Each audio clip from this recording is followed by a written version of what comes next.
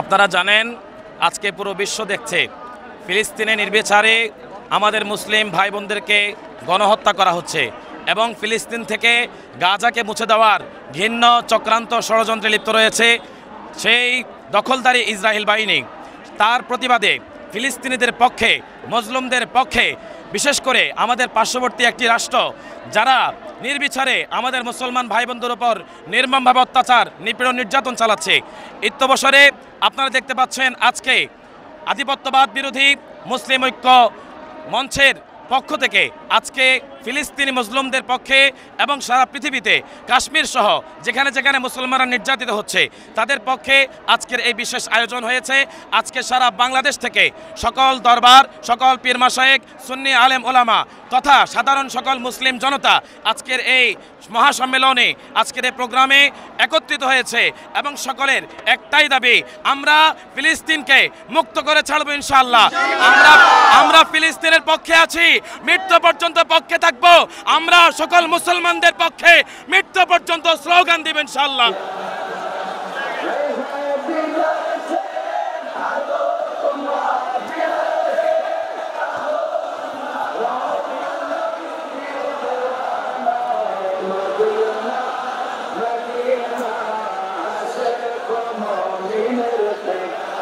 আমরা আসছি নির্যাতিত প্যালেস্টাইনবাসীর প্রতি একাত্মতা পোষণ করার জন্য।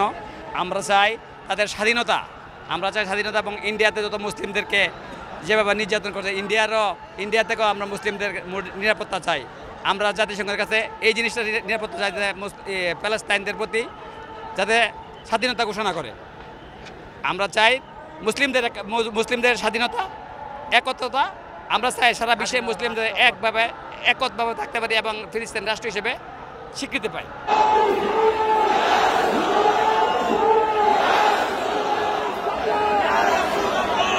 আমার বাড়ি ব্রাহ্মণবাড়িয়া নবীনগরতলা কায়তলা উত্তর ইউনিয়নের চেয়ারম্যান গাড়ি ঠিক করছে।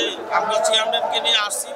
আসলে যেখানে সুন্নি সম্মেলন হয় ওইখানে আমাদের জন্য ভালো, তবে কিন্তু আজকে মসজিদে আকসার জন্য যে যুদ্ধরা ইসরায়েলের ফিলিস্তিনের তারা করতেছে, ইসরায়েল যে নাফরমানি কর্মকাণ্ড করতেছে, এই কর্মকাণ্ডকে আমরা তীব্র নিন্দা জানাই এবং আমরা সুন্নি জনতা পীর বাসায় যারা পীর ভক্ত যার যার তরিকা নিয়ে আমরা আসি, তবে কিন্তু আমরা সুন্নি মুসলমান।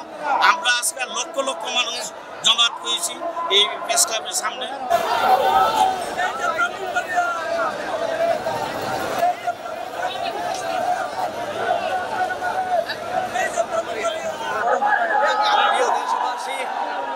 সমগ্র বাংলাদেশ থেকে তরিকতপন্থী সুফিবাদ সুন্নি মুসলমান আজ এই স্থানে উপস্থিত হয়েছে ফিলিস্তিন ইস্যু নিয়ে।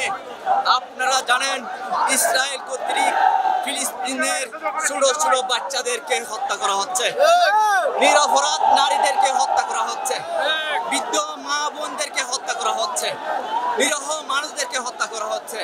কিন্তু জাতিসংঘ মানবতার কথা বলে, কিন্তু ফিলিস্তিনি ইস্যুতে কেন মানবতার কথা বলে না? সাথে সাথে পুরো বিশ্বের মধ্যে তার সাথে ভারতের হিন্দুস্তানে আমাদের মুসলিম বোনদেরকে, মাদেরকে, ভাইদেরকে, এমনকি মসজিদ পর্যন্ত ভেঙে দেওয়া হচ্ছে। কেন এই সমস্ত আমাদের মুসলমানদের উপর নির্যাতন করা হচ্ছে?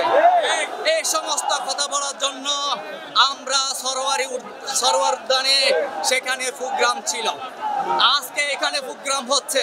কিন্তু এই মহব্বতের কথা বলার জন্য, মানবতার কথা বলার জন্য কারা আমাদের দেশে আমাদেরকে বাধা দিল?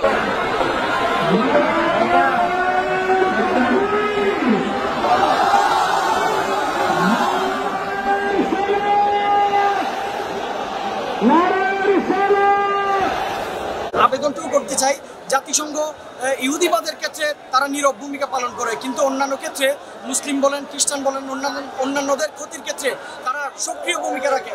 কেন এই বৈষম্য কেন?